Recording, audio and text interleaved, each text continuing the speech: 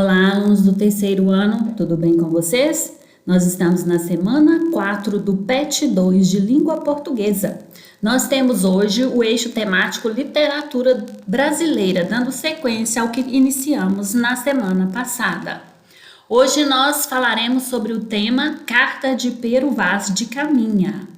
Na semana 3, nós falamos sobre uma escola literária importante para os brasileiros, o quinhentismo, que apresenta dois tipos de literatura, a de formação, também chamada de literatura de catequese, e a de informação, também conhecida como literatura de viajantes.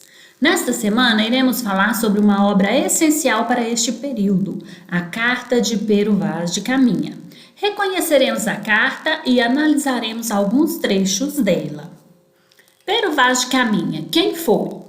Pero é uma variação do nome Pedro. Ele foi o escrivão oficial da expedição que trouxe Pedro Álvares Cabral e sua armada às terras brasileiras. Ou seja, era ele que tinha a função de relatar tudo o que acontecia durante a viagem. Pero Vaz iniciou os relatos que hoje chamamos de literatura de informação, escrevendo a carta a El-Rei Dom Manuel sobre o achamento do Brasil, ou Carta de Pero Vaz de Caminha. Aqui nós temos um retrato do Pero Vaz de Caminha e mais abaixo nós temos outro do rei Dom Manuel I. A carta é um precioso relato do encontro dos portugueses com a terra e com os indígenas que aqui já habitavam. Pero Vaz registrou detalhes do que viu, falando sobre os aspectos da terra e o seu potencial econômico, além de narrar a paisagem exuberante que o deslumbrava. Algo que chama muita atenção de Pero Vaz e que é registrado na carta é o choque e o fascínio que a nudez dos primitivos habitantes das terras brasileiras lhe causaram. Pero Vaz de Caminha contou tudo o que viu, desde quando avistaram indícios de terra em 22 de abril de 1500 até o envio da carta para Portugal em 1º de maio de 1500. Pedro Álvares Cabral encarregou Gaspar de Lemos de retornar a Portugal e entregar ao rei a carta. O objetivo de Pero Vaz era deixar o rei de Portugal, Dom Manuel I, a par de tudo o que acontecia na expedição histórica. Alguns meses depois de deixar a nova terra, a esquadra de Cabral ancorou em Calicut, na Índia. Lá, eles sofreram um ataque de muçulmanos em que cerca de 30 portugueses morreram, entre eles Pero Vaz de Caminha, que morreu em 15 de dezembro de 1500. Então, hoje nós estamos estudando sobre um dos documentos produzidos na literatura de informação, que foi a Carta de Pero Vaz de Caminha. O objetivo dessa carta era informar ao rei Dom Manuel sobre a terra descoberta, sobre os indígenas e também sobre o potencial econômico, ou seja, as riquezas que eles porventura encontrariam aqui na nova terra. A Carta de Pero Vaz de Caminha é rica em detalhes, constituindo-se por uma diversidade de adjetivos. Além disso, ela se faz essencialmente descritiva e expositiva, já que retrata aquilo que o autor via. Outro ponto importante da carta, que tem 14 páginas manuscritas, é a variedade linguística utilizada. Imagine uma carta escrita por um português há 521 anos. Com certeza existem palavras que não entendemos, as quais são difíceis até de procurar o significado. Isso, porém, não nos impede de entender o texto completo. Então, hoje nós vamos ler alguns trechos dessa carta, que é bem descritiva, ela utiliza muitos adjetivos, como foi falado, mas apresenta também algumas partes expositivas, que retratavam o que o europeu via quando chegou aqui na nova terra, no novo mundo. Então, agora vocês vão pegar o material, seu caderno, seu lápis, vamos colocar o cabeçalho, atividades da semana 4 de língua portuguesa, o nome, a turma, a disciplina e o nome do professor e vamos dar início à questão 1, que é uma questão do Enem de 2013. De ponta a ponta, é tudo praia palma, muito chã e muito formosa. Pelo sertão nos pareceu vista do mar muito grande, porque a estender olhos não podíamos ver senão terra com arvoredos, que nos parecia muito longa. Nela até agora não podemos saber que haja ouro, nem prata, nem coisa alguma de metal ou ferro, nem lhe o vimos. Porém a terra em si é de muito bons ares. Porém o melhor fruto que dela se pode tirar, me parece que será salvar esta gente. A carta de Pero Vaz de Caminha permite entender o projeto colonizador para a nova terra. Nesse trecho, o relato enfatiza o seguinte objetivo: letra A, valorizar a catequese a ser realizada sobre os povos nativos. B, descrever a cultura local para enaltecer a prosperidade portuguesa. C, transmitir o conhecimento dos indígenas sobre o potencial econômico existente.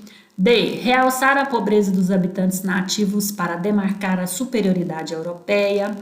E, criticar o modo de vida dos povos autóctones para evidenciar a ausência de trabalho. Bom, como nós vemos aqui no texto, o melhor fruto que dela se pode tirar, me parece que será salvar esta gente. Então, o objetivo aqui relatado nesse trecho é a valorização da catequese que seria realizada ali com os índios, né? Então, a resposta letra A. 2.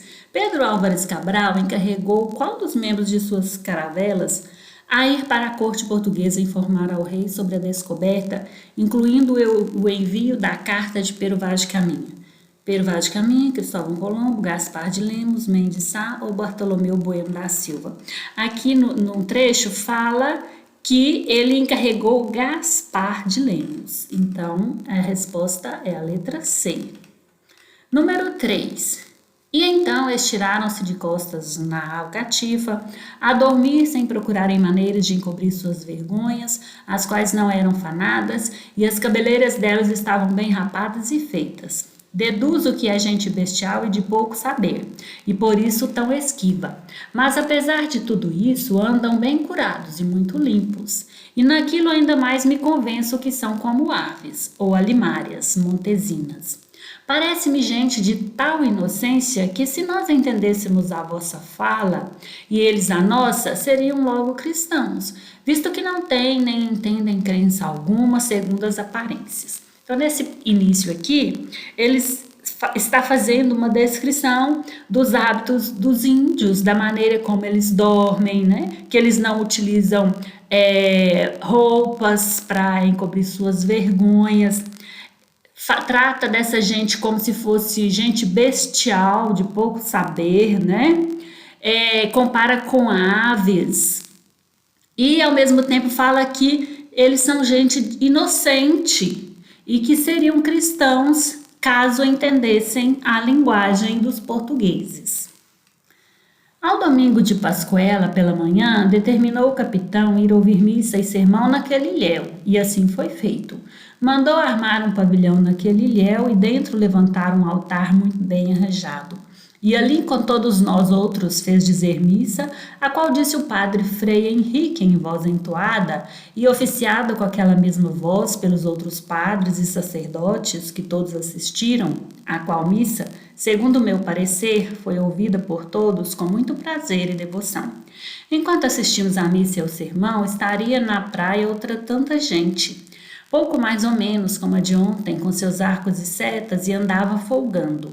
E olhando-nos sentaram. E depois de acabada a missa, quando nós sentados atendíamos a pregação, levantaram-se muitos deles e tangeram corno ou buzina, e começaram a saltar e dançar um pedaço.